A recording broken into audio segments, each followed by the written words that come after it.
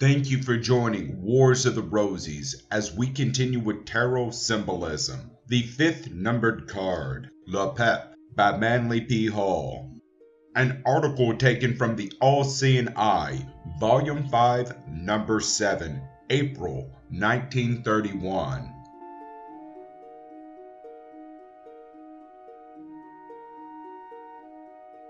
The 5th numbered trump is called by some authorities the High Priest, by others the Hierophant. This card does not appear in modern Italian tarot decks, where Juno and Jupiter take the place of the Popus and the Pope. The change has been made presumably because of religious sentiment. All writers on the subject of tarot symbolism agree that the 5th card represents the Initiator, the Prince of the Royal Secret. With his right hand, the Hierophant makes the sign of the lost word, and with his left he holds the symbol of spiritual sovereignty, the Triple Cross. Pape reveals to us, then the Pontifex Maximus, the supreme initiate of the pagan Roman Empire, the ancient head of the College of Priests. He is Hermes, the thrice Magister, or 3 times greatest, Lord of the 3 worlds, heaven, earth, and hell, as revealed by his triple crown. The 3 horizontal arms of the cross of the Supreme Magus represent the equator and the 2 tropics, Capricorn and Cancer. In the terms of the mysteries, the central and somewhat longer horizontal bar signifies spirit, limited above by mind and below by matter. The whole form of the Triple Cross is furthermore the skeleton of the earth, over whose spiritual destinies the Hierophant rules supreme, in contradistinction to the temporal authority of kings and princes, whose symbol is the orb, the physical body of the earth. In the 5th card, therefore, we behold the Lord of the 3 degrees, the 3 worlds, the 3 dimensions before whom, in the form of the 2 acolytes, bows the illusionary sphere which exists only by virtue of man's acceptance of the concept of duality. The card further reveals the mystery of the 3rd pillar of Solomon's temple. The Hierophant himself is the center trunk of the tree of the mysteries. He represents the pillar that, in the golden legend, is always either too long or too short, and from which the cross itself was fashioned. The 2 acolytes, in the form of the sun and moon, or sulfur and salt, are adoring the universal Mercury, and in this single figure is set forth the whole formula of the Philosopher's Stone. All the opposites of nature, the infinite diversity of elements, temperaments, conditions, and states are reconciled in the presence of the personified reality. As is said in the Book of the Master, darkness is swallowed up in light. Heaven and hell have been circumscribed by enlightenment and bound together by the sufficiency of consciousness. The adept is robed in white and gold, white signifying the harmonization of all colors in its own source, the mysterious white light of the Logos. Colors signifying manifestations have been reabsorbed into their own neutral sources. Gold is the symbol of solar royalty, the authority of the sun over creation. To man it signifies perfection. For the gold of true kingship is not that mined in the earth, but that which has been precipitated by alchemical processes. The Hierophant is seated because all reality is immovable.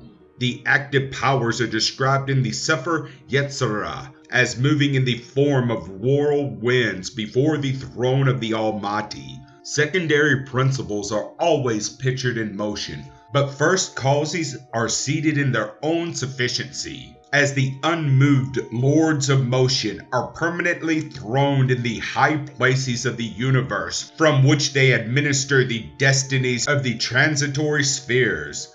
Why did Pythagoras, and after him the Kabbalists and Gnostics, assign the number 5 to the high priest? And why also did the Neoplatonists affirm this number to be sacred to the arts of healing? The pentagram is called the therapeutic signet of Pythagoras, who is supposed to have worn a ring with this symbol and certain letters of the Greek alphabet engraved upon it. To the uninitiated, the number 4 signifies the elements of the world. Through the 4 fixed signs of the zodiac, this number has become identified with the creative processes. But those who have reached a higher degree of enlightenment realize that the 4 grosser elements are precipitated form and suspended in a 5th state, to which modern science has given the term ether. The ether postulated today is not, however, quite identical with the mysterious quintessence or 5th essence of the ancients. In occultism, there is no greater mystery than that of the etheric fluid, which is the common denominator of all material natures, and of which all forms are but crystallizations. Paracelsus of Oheim declared that the highest art of healing consisted in the restoration of the etheric equilibrium, which disease had unbalanced. Ether thus becomes the seat of those forms of sickness which are commonly supposed to be physical excesses. Immediately the significance of the pentagram as the symbol of healing is apparent. In its natural position, the 2 lower points of the star, significators of the supporting elements of earth and water, represent the feet. The 2 points off to the side represent the active elements of fire and water, and are the hands or fashioners. The single point above signifies the rationality, the 5th element of ether, as well as the union of all the other points.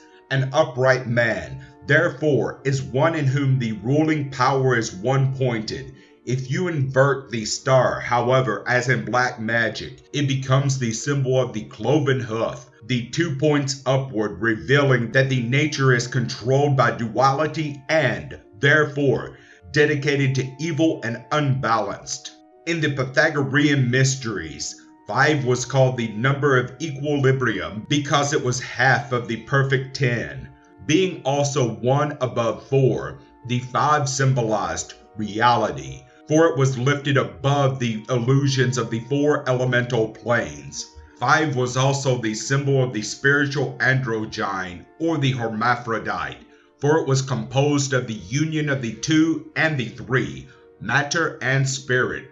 Thus the word hermaphrodite itself is compounded from herm, or fire, and Aphrodite, or water. Hence, the statue of the Supreme Initiator in the Serapean Mysteries had a male head and a female body. And Iswara, a form of the Brahman Logos, is depicted with one side of his body male and the other female.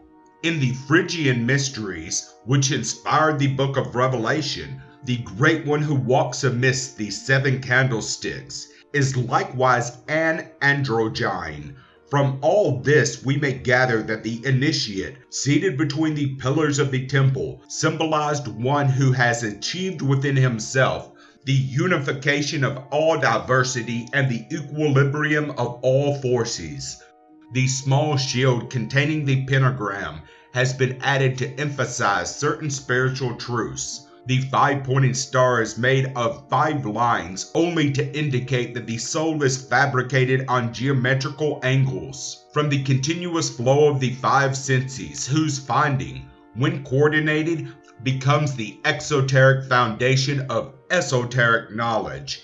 In the mysteries, the 5 directions which reveal the 5 primary bodies of man have been referred to as modes of architecture. In the mysteries of the Collegia at Rome, 5 columns of different proportions and different capitals were used to symbolize the 5 kinds of human uprightness. These are the columns which, as 5 elements, support the universe. Soul is supported by body from below and by spirit from above. When the adept awakens to the full realization of this equilibrium, He is invested with certain garments of realization which are themselves invisible, but from the most ancient times have been shadowed forth in the robes and ornaments of the High Priest. Thank you for watching, and please don't forget to share, like, subscribe, and comment. And if you can, please consider donating to Wars of the Rosies. Links to PayPal and Patreon are in the description. Thank you so very much.